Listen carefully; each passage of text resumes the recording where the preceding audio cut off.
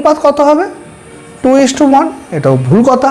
তাহলে কি করে আমি নতুন অনুপাতে 2:1 পাবো? তাহলে আমাকে কি করতে হবে না, অনুপাতগুলোকে একই ইউনিটে আনতে হবে। মেশাবো কি? ওয়াটার, মানে জল মেশাবো।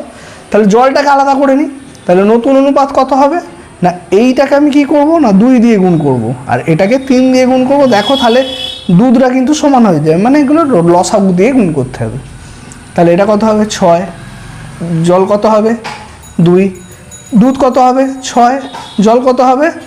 3। পেয়েছি এক ইউনিটের ডিফারেন্স। তাহলে 1 ইউনিট আমায় মেশাতে হবে। এবার আমি 1 ইউনিটটা পাবো কোত্থেকে, যে আমি কতটা মেশাবো ইউনিটটা পাবো কোত্থেকে?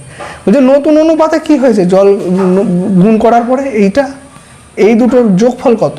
6 আর 2 এর মোট অনুপাত কত আছে? 8 অনুপাত আছে। 8 অনুপাত সমান কত বলে দিয়েছিল পুরনোয়? 48। কত? 48। তাহলে 48